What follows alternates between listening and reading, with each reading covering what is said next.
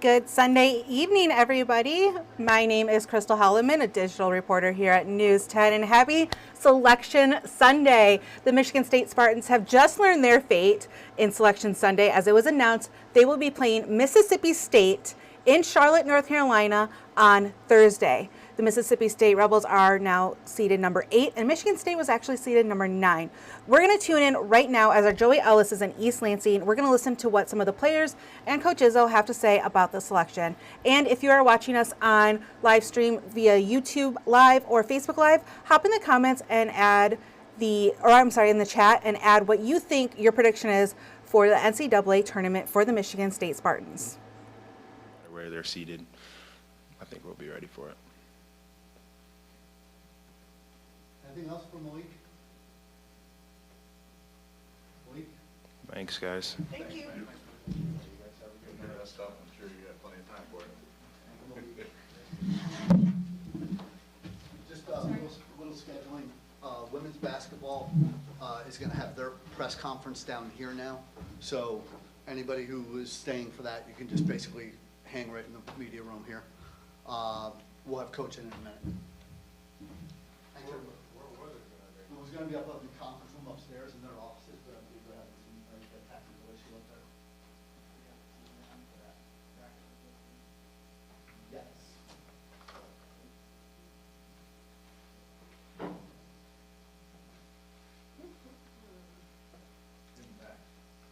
Yeah.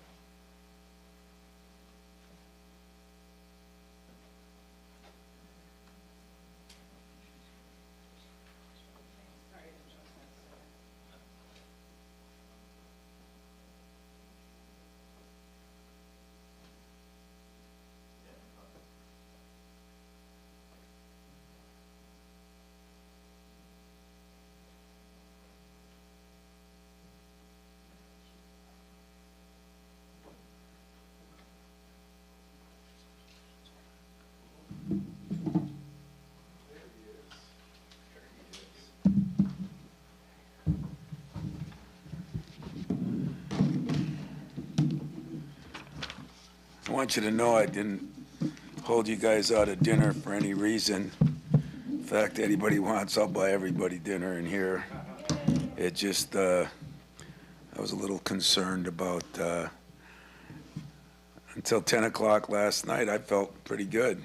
And then when that stuff came across the air for the first time that we were a bubble team, to be honest with you, I was shocked and haven't slept since. But it was one of the most anxious days of my career, and it's the sitting back and waiting is really something. I haven't had to do that many times, but you can't do anything about it. It's different than waiting for a big game. It's waiting for your future. It seems like, and the other thing is, if we would have been in a playoff game. Or play-in game, I should say, we'd have been leaving tomorrow. So even today we practiced a little bit. We're trying to figure out what we wanted to do. I think the hardest part of the uncertainty is really getting the criteria down, and you probably, like me, have no idea what it is. The only thing I feel really good about, for 29 years, we've tried to schedule some of the best non-conference teams, A little different this year when you look at Butler, we don't even get any credit for it. But when you look at Oakland, so proud and happy for Greg Campy. You look at Indiana State, who missed getting in by an eyelash, and most of the reasons they missed getting in is what that bizarre day yesterday brought. When you look at that, that's what caused all the anxiety last night. I felt good if you believe in the net. I felt good if you believe in the strength of schedule. I just never know which one is really valid. So the criteria makes you struggle even more, and yet the other things is when you play a team, a team like Wisconsin was so hot when we played them. Then they go and lose 7 out of 9, and then they're so hot at the end. So a lot of factors. really none of them matter right now. I'm just happy that every time I'm about to kill KP and get rid of our, very tough non-conference schedule, something rears its head to say, just keep doing what you've been doing and it'll work out. And, could we have done more? 100%. I mean, I don't look at this as an overachieving year. I don't look at it as a total underachieving year, but I mean, it has not been the year that I was hoping it would be. And yet we're 3-4 wins, and I mean, very winnable wins. And then all of a sudden you look at these brackets and you could be a 5-6 seed. So that's how tough it is right now. We lost so many games by a small number of points. But guess what? The uncertainty's over. Now we're playing, and we got Mississippi State, and after a nerve-wracking, crazy night, it's time to talk to you guys and then get to go to work. And I've already gotten 3 texts from buddies of mine in the league that said, very tough team, and bring your hard hat. And so I've seen them a couple times just in watching, but I really haven't seen them. Some of my players from the East, AJ and Tyson, know a couple of the guys on the team. So we will go to work now till 8:30, 8:45, bring our team back, go over some personnel, go over some little bit of the film. And getting an extra day is really big, because I thought if we had to play in one of those play-in games, it would just really screw up the week. So enough on me. I am excited. It's hard to believe that 27, well, I guess it's 26 out of 29 years, but I'm still counting Cash's year we were in. It is hard to believe, and this one was a little more strained, but it was all the sweeter once it happened. Tom, can you describe your feelings and emotions when you found out that you were not going to be in Dayton and you were actually in the tournament and you were a 9 seed? It wasn't great. I mean, once I found out we were a 9 seed, but when I found out we weren't in Dayton, I said, uh-oh, I mean, we're not in. All or nothing. Yeah, all or nothing. So, and then, of course, like they would have it, we have to be in almost the last bracket at the West Coast, and made me sit and wait, and Alan was up there, President was there, and players, and but I felt relieved once they called our name, and when I saw 9, I didn't care what we were. I really, really didn't. I didn't want to be in the play-in game if I didn't have to, just because of logistics of everything. But going to Charlotte, I'll go see Miles, and hopefully, and who knows? I'll know more about Mississippi State in the wee hours of the morning tonight. Tom, Malik, we can understand they feel like they played pretty much a lot of high-level teams over the last couple of years, and they've kind of seen a little bit of everything. I mean, how kind of veteran or battle-tested does this group kind of feel at this point? Well, they're battle-tested, and some of the battles we lost. But some of the battles we were right there, and we played against a lot of different kinds of teams when I think about it. And just the thought of, a physical game, we just played in a football game on hardwood, so I'm not, concerned about that. I heard they're very athletic, and like I said, I know very little about them. Probably tomorrow or the next day, whenever we meet again, I'll give you a lot better rundown. But right now, I'm just happy we're in. I'm happy we have an opportunity to keep playing. I'm hoping we can use the experiences we've had to put some things together and see where it takes us. Tom, congratulations on continuing the historic streak. You talked about the uncertainty just really came, but was that, is it a relief now that there was some pressure that may have been lingering back games and times that we've come talk to you before with everyone talking about what's going on and what's happening? This is how goofy I am. I thought after we beat Northwestern at home, at least most of the people I talked to felt like we were all but in. Then we beat Minnesota, and I felt even better. Then we gave, Purdue the game we did, and I did feel like we were in. And then watching TV 10 o'clock last night, I went to the hockey game with my guys, and I went over to a friend's house for a little bit, and all of a sudden it popped up, a bubble team. And that was too bad because it really ended the sleep got up this morning and tried to make some calls to try to figure things out. And it's the only thing I struggle with our, stuff is what is the true, real criteria? It's really hard, some make a big deal out of the net, some make a big deal out of Ken Palm, some strength of schedule, some wins and losses. And that's what made it nerve-wracking. But as they say, when you go through it and it's nerve-wracking and you come out on the right side, you have a better appreciation for it. And for me, after all these years, there's been 2 or 3 that I've had to sweat it out a little bit. I wouldn't have sweated this one out any more than a couple other ones until last night. And yeah, it was an interesting night, to say the least. So can you remember the last time you were this nervous on Selection Sunday? I think there was one time, I think it was when Miles was here. Maybe not. Freshman year, we had all those injuries, remember? And but I think we ended up in 8 or 9, right? Yeah, the COVID year, but I did think we'd get in, but that's right. We were in the play-in then, and we're a 13-point lead over UCLA, who went to a Final Four. So there hasn't been many of them, and I owe that to all the players that played here, man. They took care of me, and now, it was one, but maybe this will light a fire under all of us and get us going. Yeah, I know you weren't crazy about the way the Purdue game was officiated, but now that it's over, are you glad you had a fist fight? If your friends tell you got to bring a hard hat to this game, can it help you? Yeah, I think it can, but I think playing in this league helps you. You got some teams. Wisconsin's always tough. Nebraska's a new tough team. I mean, but nobody more so than Purdue, of course. And but we have had some battles with some teams.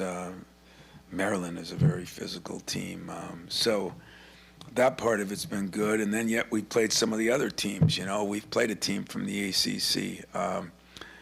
We have played a team from the. We didn't play a team from the Tennessee in the exhibition, and this team got Tennessee, right? So I'll have something to compare. I mean, that's the reason for the scheduling, And if you could get by, you got North Carolina, we played Duke. It's always good to play somebody that you can relate. It's not the same team, but you can see how they played them. You can get a lot of things you can pick up from there. And so that's what these nights will be for. It'll be great. I wish I got a little more sleep last night, but I don't mind not having sleep. That's why you die, have sleep. Wondering about the last maybe month and a half. There's been points where you looked like a team that can beat anybody, and then the games that kind of fell apart. I guess from a mental standpoint from this team, how does it put it together? Where does it most maybe upstairs need to put things together now that the next loss is the last loss? Yeah. Well, I think our guard play is our guard play. That was supposed to be the strength at the beginning.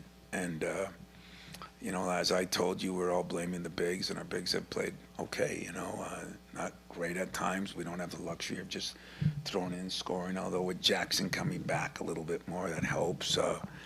With Book now we start to use him in different ways, it helps. But the strength of the team was always going to be the 3 guards, and then what can Malik do after the injury? Malik's done more than his part,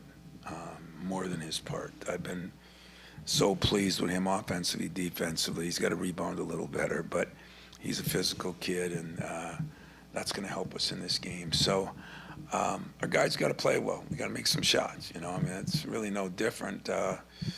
It'll be a game where you still got to defend in the NCAA tournament. You still got to rebound. I don't know any of their stats yet, but I will know them a little later. Tom, you told us about sort of your mental space over this last hour. Just what did you observe in the room from your players, or detect or sense just how that room was as the show went on? And again, for the most part, especially the last few years, I've always invited a lot of people in. And I didn't do that with a lot of people, not just media, because, I didn't know how it was going to go, if you want the truth. And to my surprise, the cheers and the shouts and the clapping, it actually felt refreshing, because we've done it so many times that I think, unfortunately, sometimes we take it for granted. And I know deep down what it meant to me, and I think, and listening and watching them, I think it meant more to them than I sometimes think. So that was actually a plus, if you want the truth.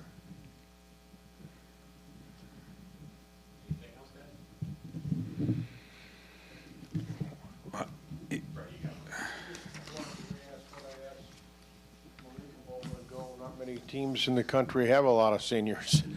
You got a few prominent ones. Can that help you in this Well, tournament? I don't know what you mean by seniors. I would be willing to disagree with you, and I don't know this with their team, but I know they have one freshman that plays a lot for sure. But most of these teams don't have seniors. They have 50 or 60-year grad students, great grad students. They've got, there aren't many freshman, sophomore teams, if that's what you mean. But I do think that's an advantage for us. I do think, their experience, and to be very honest with you, my experience and my staff's experience. Can that help?